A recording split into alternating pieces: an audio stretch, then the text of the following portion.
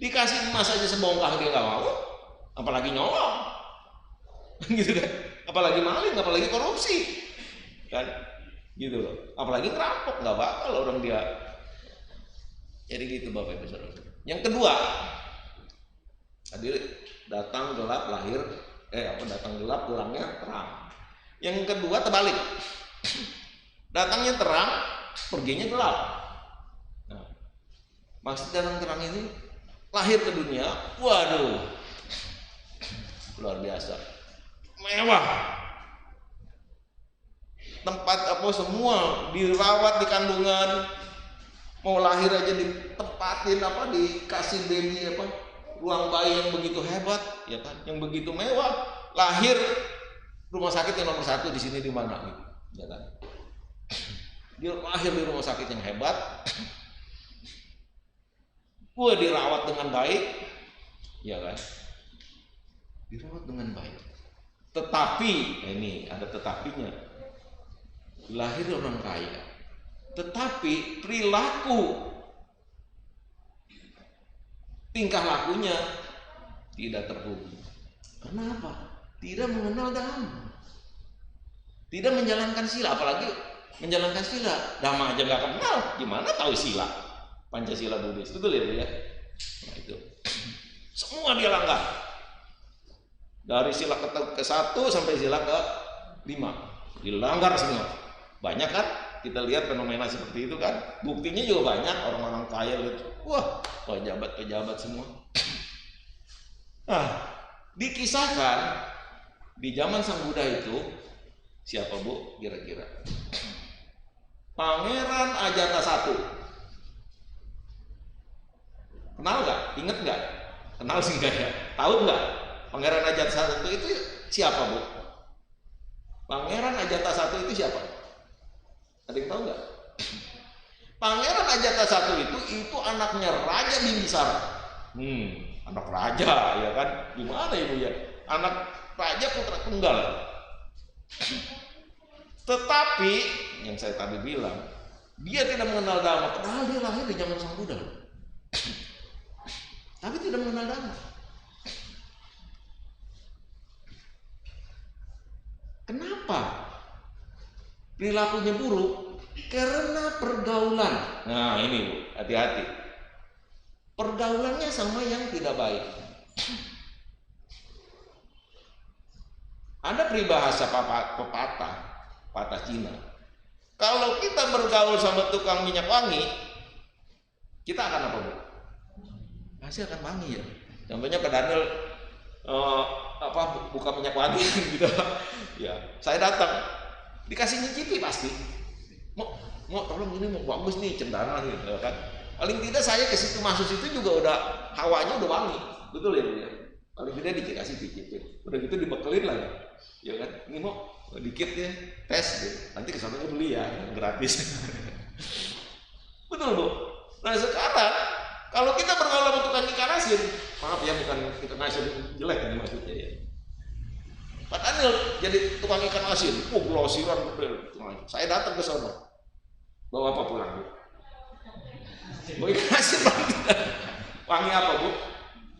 Ikan asin baunya. Jadi pergaulan hati-hati. Nah ini Pangeran Ajata I ini, anaknya Raja Bimbisara ini, bergaulnya sama siapa tahu nggak? Sama Dewa Data. Nah, Dewa Data tahu kan? Masih kepenakan sama Sang Buddha, tapi sama Sang Buddha itu jahat. Sama Pangeran Siddhartha.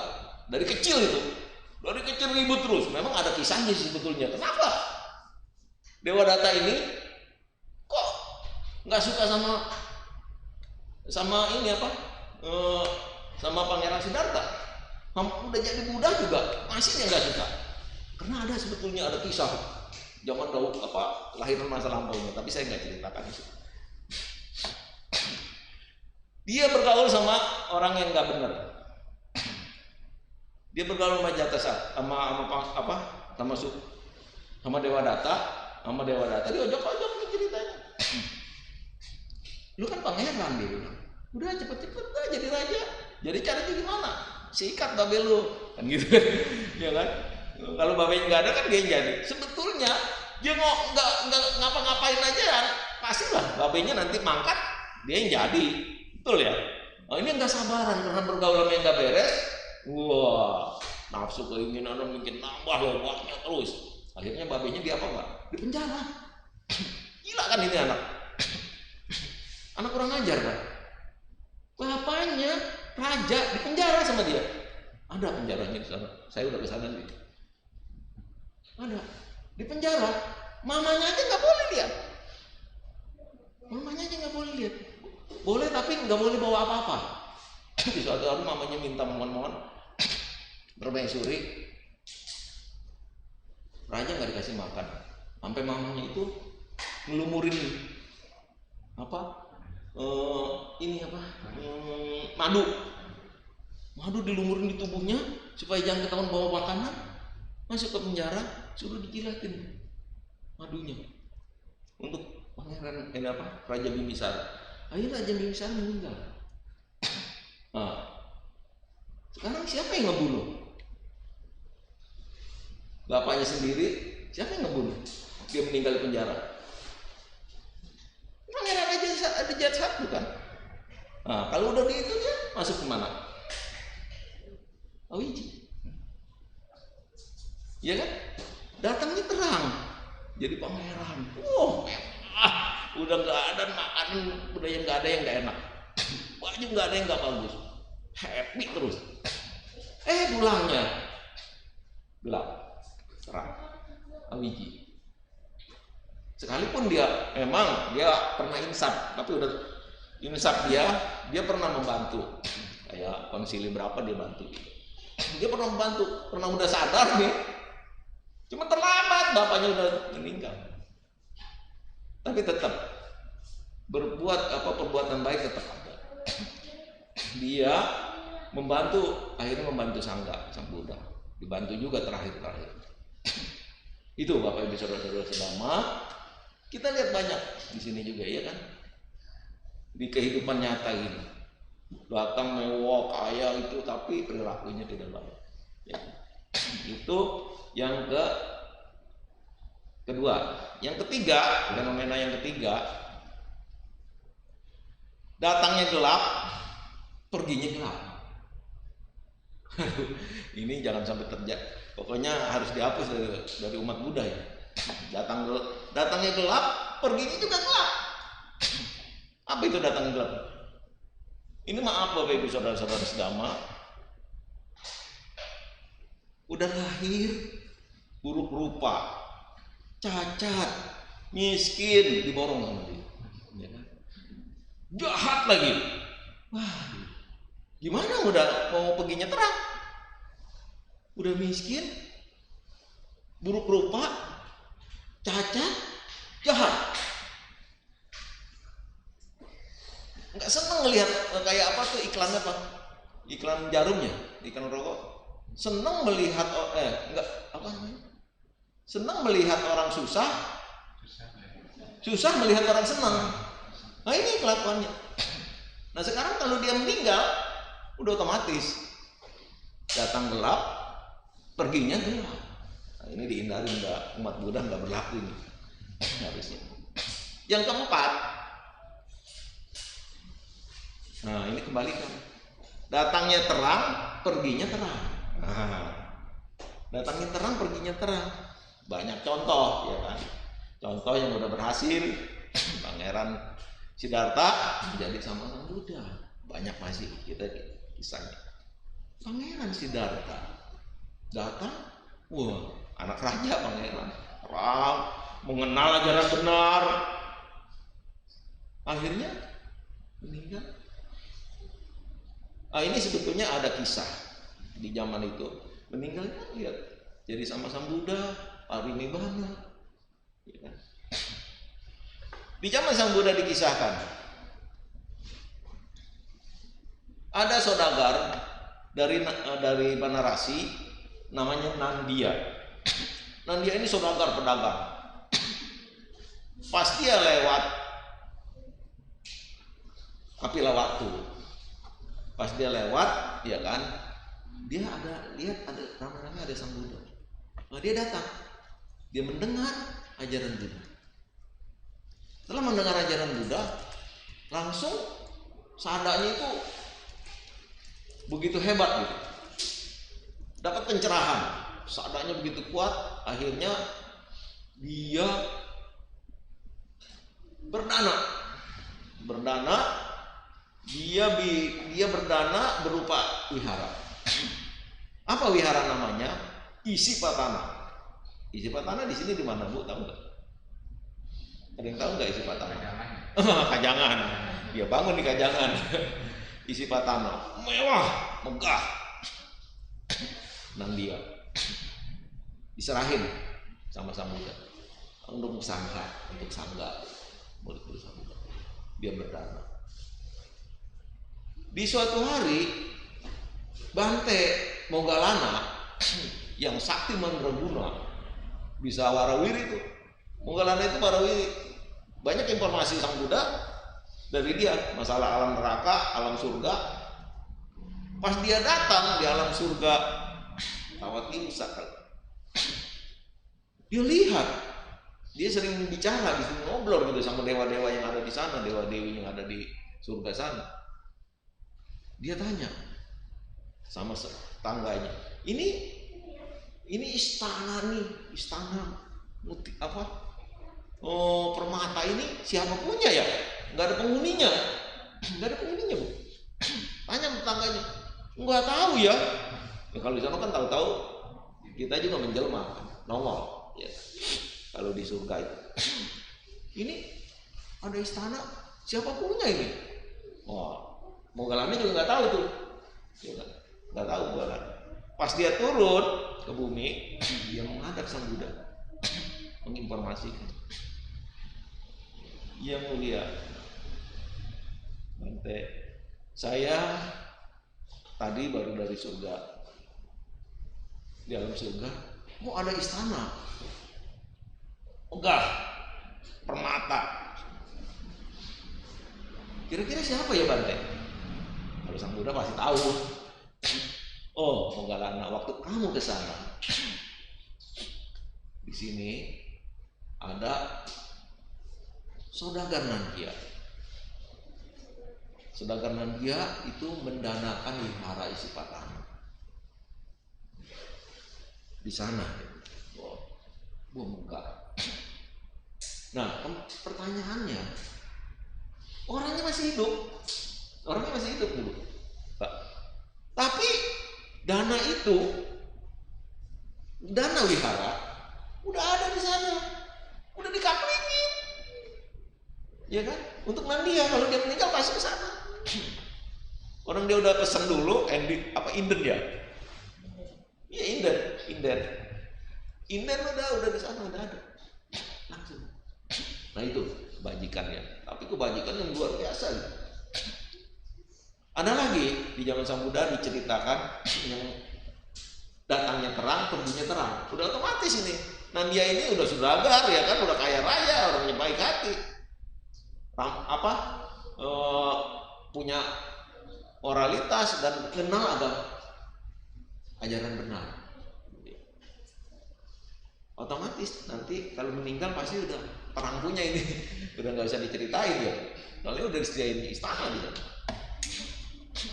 Ada lagi namanya Upasaka Dhammika. Dia turun Brahma. Dhammika itu orang kaya juga.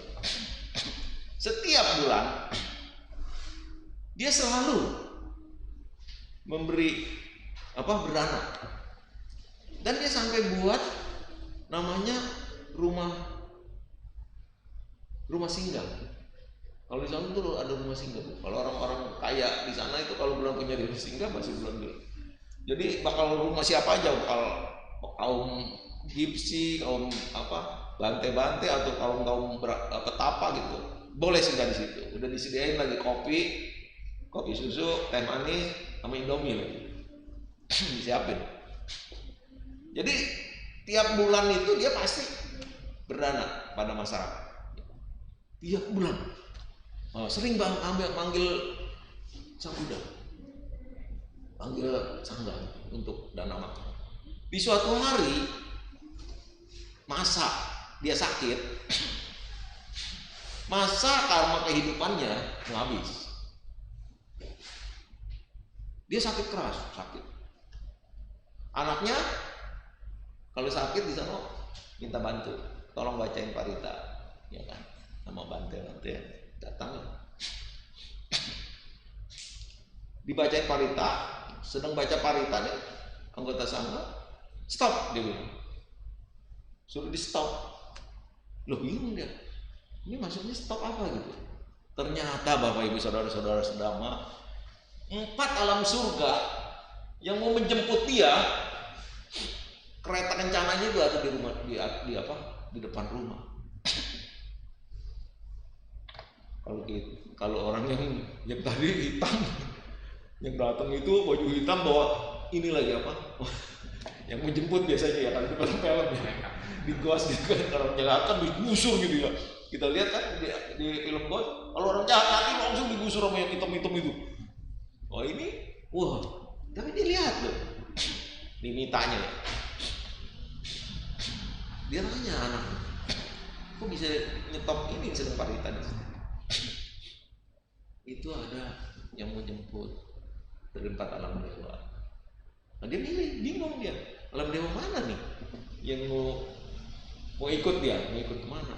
Akhirnya dia nyuruh anak sulung. Dia bilang, nah tolong bunga di sana, kalau di India kan bunga pasti ada. Tolong bunga ini, rangkaian bunga ini kamu lemparin. Pas dilempar sama anaknya, nyangkut di kereta kencana di alam surga Tusita.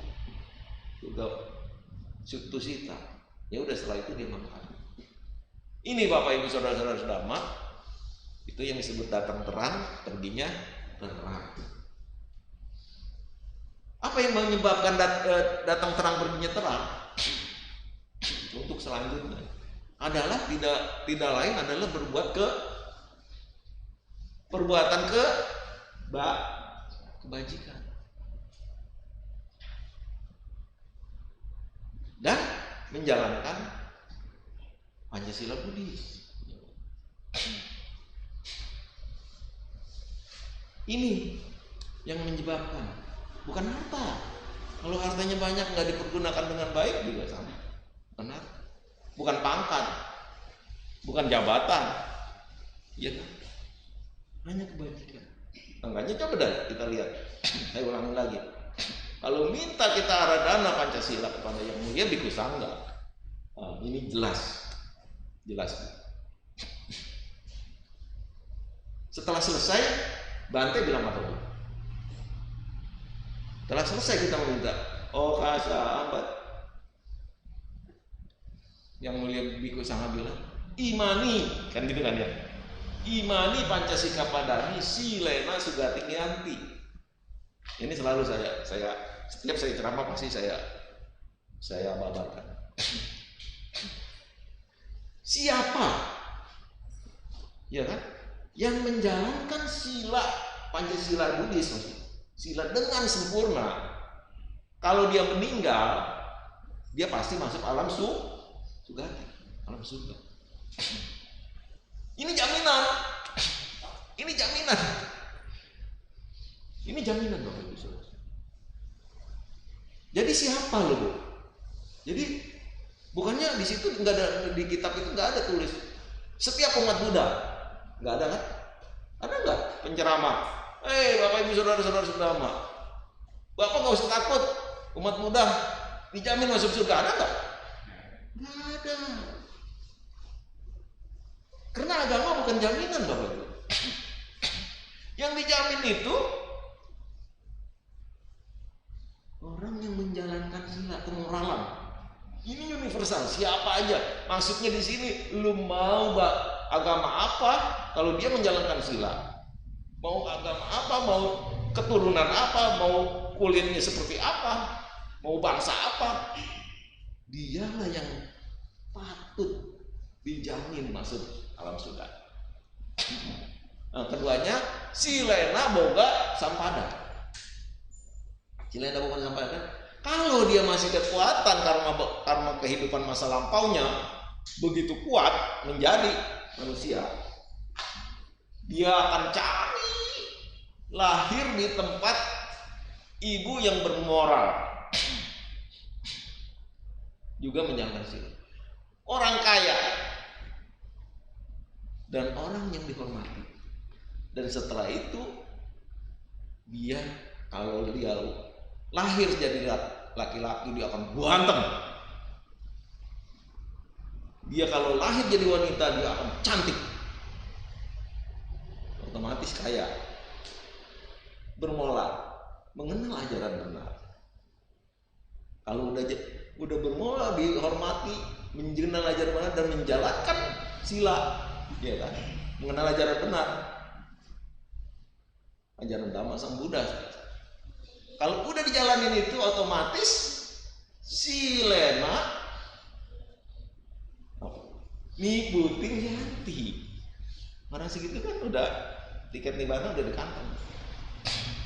Kalau dia lahir kayak Supa Buddha, maksudnya bukan mencapai tingkat kesucian pertama seperti Supa Buddha, itu 7 kali lahir, tapi nggak bakal di tempat alam apa ya.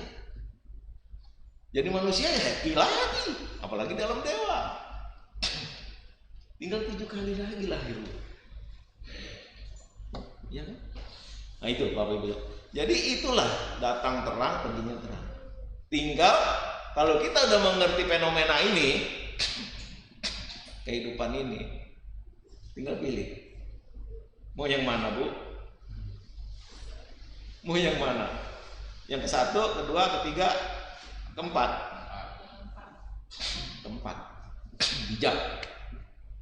Kita Bapak Ibu Saudara-saudara terus terang, kita lahir ini udah terang. Lahir udah terang kita nih. Bersyukur. Ya, berkah. Jadi manusia lahir terang. Banyak manusia yang lahir berkah yang lahir berkah. Tapi banyak lihat manusia. Ya kan? Kita udah lahir dengan terang. Udah gitu, sesuai dengan karma baik, kita mengenal ajaran Guru Agung sama-sama juga. Iya, ini udah kesulitan dalam mencapai tingkat kesucian ini udah sebetulnya udah terpenuhi. Lahir sebagai manusia, kita sudah lahir dan kita bisa mempertahankan kehidupan. Sampai sekarang kita masih hidup dong. Nah, ya kan? Udah gitu kita mengenal ajaran Dhamma Sang Buddha dan kita masih di zaman sama-sama Buddha. Ini sebetulnya udah tinggal kita mau nggak? Nah itu. Kitanya mau nggak? Ya kan? Mau nggak melaksanakan yang tadi disebut? Ini jaminan loh, Bu. Kalau udah jaminan itu ya yang nggak dijamin kok mau gitu. Ini udah jaminan ya, kita udah top patok gitu. Udah jaminan. Sila itu jaminan. Untuk lahir di alam sugati yang tadi saya jelaskan itu, bahkan di otomatis kalau kita mengenal ajaran sama-sama Buddha, silanya bagus. Kalau sila bagus, otomatis meditasi pasti itu. Betul nggak? Ya Bu, kalau kita keyakinannya udah begitu hebat, sama sadar kita udah hebat sama ajaran Sang Buddha dan menjalankan sila, otomatis meditasi pasti lakukan. Oke, saya rasa cukup sekian dari 4 fenomena ini, ya kan, fenomena kehidupan. Nah, kita udah tahu, ya kan, pasti kita pilih yang nomor 4. Kita kalau bisa ya datangnya terang, perginya juga terang, gitu loh, ya kan. Oke, saya rasa cukup sekian. Cukup ya benar. Ya. Sebelum saya akhiri bincang-bincang Dhamma pada pagi hari ini, sebelum saya tutup, mari kita limpahkan jasa-jasa kita kepada semua makhluk. Mari kita bersikap anjali, dan apa yang saya ucapkan mohon diucapkan di dalam hati. Semoga perbuatan kebajikan yang saya lakukan dari masa lampau hingga saat ini, semoga tumbuh dan berbuah berupa kesehatan, keselamatan, kesejahteraan dan kebahagiaan bagi kita semua. Semoga perbuatan kebajikan yang saya lakukan dari masa lampau hingga saat ini semoga melimpah kepada orang tua saya, sanak famili, keluarga, dan leluhur saya. Semoga mereka merasakan kebahagiaan ini. Semoga perbuatan kebajikan yang saya lakukan dari masa lampau hingga saat ini semoga tumbuh dan berbuah pada waktu dan saat saya membutuhkan. Semoga perbuatan kebajikan yang saya lakukan dari masa lampau hingga saat ini semoga melimpah kepada semua makhluk. Semoga semua makhluk berbahagia. Sabbe sata bawantu suki tata. Sadu, sadu, sadu. Terima kasih. Selamat pagi. Namo Buddhaya. Namo Buddhaya. Soti Hontu. Soti Hontu. Ya, saya kembalikan kepada pembawa acara. Terima kasih.